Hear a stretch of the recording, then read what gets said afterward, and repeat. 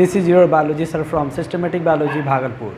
My self Deepak Kumar Shah आपका welcome है हमारे YouTube चैनल पर। जैसा कि पिछले कक्षाओं में हमने बताया कि लॉकडाउन की वजह से हमने चैप्टर 8 स्टार्ट किया है, तो जहाँ तक पढ़ चुके थे उसके बाद हमने कहा था कि एक चर्चा करेंगे आप लोगों से होने वाले बीमारी तथा उसके उपचार के बारे में। तो सबसे जो कॉमन बीमारी यानी जो ज़्यादातर फैलते हैं और आपके सिलेबस के लिए सबसे ज़्यादा इम्पॉर्टेंट है वो है टाइफाइड, जिसको हिंदी में हम लोग मियादी बुखार कहेंगे और इंग्लिश में तो टाइफाइड नाम से जाना ही जाता है। इसको फैलने के लिए यानी ये कहा जा सकता है सिंपली कि ये एक संक्रामक रोग है यानी कम्युनिकेबल डिजीज। पिछले कक्षाओं में हमने बताया था कि संक्रामक रोग या तो छूने से होता है या किसी मच्छर के कीट के फैलता है, तो ये भी एक क्या है, एक संक्रामक रोग है। दूसरा बताया गया कि ये जिस जीवाणु से फैलता है उस जीवाणु का नाम है सल्मोनेला टाइफी। याद रखने वाली बात है, यानी जीवाणु का नाम हो गया सल्मोनेला टाइफी, जो कि टाइफाइड फैलाने के लिए काफ़ी रिस्पॉन्सिबल है। एक तो ये हो गया, दूसरा आप याद रखिएगा कि जीवाणु से फैलने वाला है दूसरा। और उसके बाद आप देखते हैं फैलाव के कारण, यानी क्या क्या फैलाव के कारण है। तो ये रोगी के रक्त से, अगर कोई इन्फेक्टेड पर्सन्स है उसका अगर ब्लड यत्र तत्र कहीं फेंका हुआ है तो उसके रक्त से इन्फेक्शन होने की संभावना है। उसके मलमूत्र से यानी यूरिन से, और मल यानी जिसको हम लोग वेस्ट मटेरियल के रूप में जानते हैं यानी एक्सक्रीटा के रूप में। इसके अलावा यानी फैलने के लिए जो कारगर होते हैं, यानी रिस्पॉन्सिबल होते हैं, वो कौन करते हैं, वो घरेलू मक्खियाँ, यानी ये ज़्यादातर फैलाने का कार्य करते हैं। ये एक्चुअली गंदगी वाले जगहों पे ज़्यादातर बैठते हैं। बैठने के बाद वहाँ पे रहने वाले जो इन्फेक्शन है या संक्रमण है वो धीरे धीरे कहाँ तक आएगा, भोज्य पदार्थ के रूप में आएगा। तो इसलिए कहा जाता है कि बाहर का खुला हुआ भोजन यानी जो मार्केट में ऐसे ही मिलता है उसको नहीं खाना चाहिए, क्योंकि उसको खाने से ज़्यादातर बीमारियां होने की संभावना है, जिसमें से एक टाइफाइड कॉमन है। उसके बाद बताया गया कि दूषित भोजन ग्रहण करने से जो जीवाणु उस भोजन में था वो चला आएगा कहाँ, शरीर के आंत में। और हम लोग जानते हैं कि छोटी आंत में ब्लड बनने के लिए इंपॉर्टेंट रोल प्ले करता है। तो वहाँ जैसे ही छोटी आंत में गया और वो छोटी आंत से धीरे धीरे वो ब्लड के रूप में कहाँ चला आएगा, उस स्वस्थ व्यक्ति के रक्त में। जैसे ही स्वस्थ व्यक्ति के रक्त में चला आएगा, स्वस्थ व्यक्ति इन्फेक्टेड होने लगेगा और उसको एक बीमारी फैलने लगेगा जिसको हम लोग टाइफाइड के नाम से जानते हैं। ये टाइफाइड ज़्यादातर 1 से लेके 15 वर्ष के बच्चों तक में ज़्यादातर फैलते हैं, यानी जो बढ़ती उम्र है बच्चों का 1 से 15 वर्ष, उस समय ज़्यादातर फैलने का कारण है। और अगर इसका सही तरीक़ा से इलाज ना किया जाए तो आने वाले 3 से 4 सप्ताह में इसकी मृत्यु भी हो सकती है। टाइफाइड के क्या क्या लक्षण होते हैं, यानी जब किसी व्यक्ति को अगर टाइफाइड पकड़ लेता है तो उसमें कॉमन सिम्टम्स के रूप में आएगा सिर दर्द होना, यानी उसका सर हमेशा दर्द करते रहेगा। दूसरा हो गया अमाशय दर्द, जिसको हम लोग कहेंगे स्टोमैक पेन, यानी पेट दर्द की संभावना उत्पन्न होते रहेगी।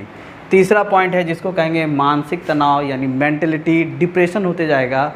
चौथा पॉइंट है बुखार, यानी जिसको कहेंगे फीवर। ये कंटिन्यूटी बढ़ते रहेगा लगातार कितने सप्ताह तक, 2 से 3 सप्ताह तक हम कह सकते हैं, या दूसरे शब्दों में कहेंगे कि 7 से 10 दिनों तक में इसका टेम्परेचर, बॉडी टेम्परेचर बढ़ते चलेगा। तो ये आपको सिंबॉलिक टर्म्स है, यानी ये जो लक्षण दिखेगा ये टाइफाइड का है।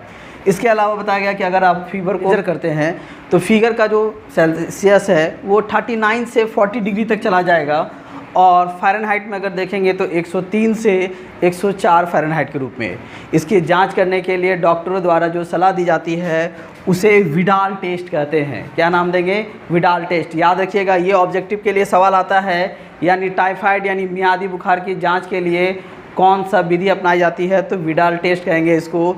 नियंत्रण करने के लिए 2 मेजर पॉइंट है, यानी जो व्यक्ति को टाइफाइड हो जाए तो उसके अनुसार प्रतिजैविक यानी एंटीबायोटिक दिया जाता है, और व्यक्ति को तरल भोजन यानी लिक्विड फूड्स को खाने के लिए कहा जा सकता है। टाइफाइड से रोकथाम यानी किस तरीक़ा से अपने आप को बचाव करेंगे कि टाइफाइड बीमारी हम लोगों को ना हो, उसके लिए क्या है कि व्यक्तिगत या सामाजिक स्तर पर मनुष्य को अपना साफ़ सफाई रखते रहना है। दूसरा है दूषित भोजन या पेय पदार्थ जो कि अननेसेसरी कहीं पे भी खुला है वो मार्केट में हो तो उसका त्याग करना चाहिए, उसको खाना नहीं चाहिए। तीसरा है मक्खी मच्छर को अपने पहुंच से दूर रखना चाहिए। इसके लिए एक टीका का खोज हुआ है जिसको हम लोग एंटीबैक्टीरियल टीका के नाम से जानेंगे, और ये एंटीबैक्टीरियल टीका यानी टाइफाइड के रूप में है, और उस टीका का नाम है टैब। याद रखिएगा, जब किसी व्यक्ति को अगर टाइफाइड हो तो उसके लिए एक टीका दिया जाता है जिसे टैब कहते हैं। टैब का पूरा नाम है typhoid paratyphoid A and B vaccine. फिर से सुन लीजिए, टाइफाइड पारा typhoid A and B vaccine. आपके एग्जामिनेशन व्यू में क्वेश्चन आता है टाइफाइड से रिलेटेड कि टाइफाइड कैसा रोग है, ऑब्जेक्टिव के लिए तो वहाँ टिक लगाना है, संक्रामक रोग है। दूसरा सवाल आता है टाइफाइड किसके कारण फैलता है, तो आंसर याद रखेंगे जीवाणु यानी साल्मोनेला टाइफी के द्वारा फैलता है।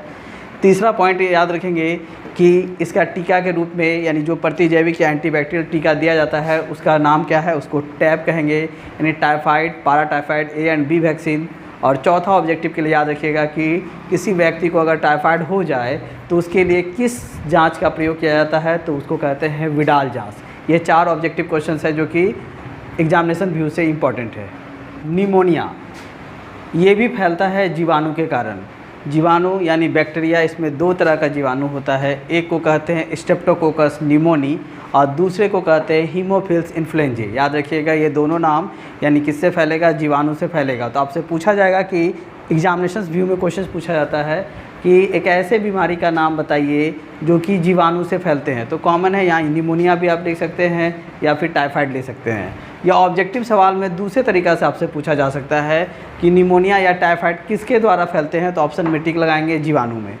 नेक्स्ट देखेंगे कि जब किसी व्यक्ति को न्यूमोनिया होता है या व्यक्ति संक्रमित हो जाता है निमोनिया के कारण, तो उसके फेफड़े में इन्फेक्शन होता है। फेफड़े में इन्फेक्शन यानी फेफड़े में लिक्विड आ जाता है, लिक्विड यानी तरल पदार्थ भर जाता है, जिससे व्यक्ति को सांस लेने में दिक्कत होता है। और ये जो तरल पदार्थ है फेफड़े के वायु कूपिका यानी जिसको हम लोग वायु कोष्ठिका कहेंगे, यानी एज ए इंग्लिश उसको एल्वुलाई कहेंगे, जो कि एक ब्लाडर के तरह रहता है। जब सांस लेते हैं वो लंग्स को फैलने में मदद करता है, सांस छोड़ते हैं तो लंग्स को सिकुड़ने में मदद करता है। इसका खास लक्षण है इस बीमारी का निमोनिया का कि एक खांसी और सर दर्द, ये कॉमन सा पॉइंट है, खांसी और सर दर्द को बढ़ावा देता है और ज़्यादा हो जाने से होंठ और उंगलियों का रंग जो है हल्का नीलापन आने लगता है। और यह एक संक्रामक रोग है, इसलिए जो व्यक्ति इससे संक्रमित है उसके आसपास रहने से या उसके वस्तु विशेष को छूने से ये बीमारी फैलता है। तो आज के लिए इतना ही। आज हम लोगों ने जीवाणु से होने वाले 2 बीमारियों को पढ़ा। पहला बीमारी था टाइफाइड और दूसरा बीमारी है निमोनिया। कल कुछ और मिलेंगे आपको नए बीमारियों के साथ। धन्यवाद।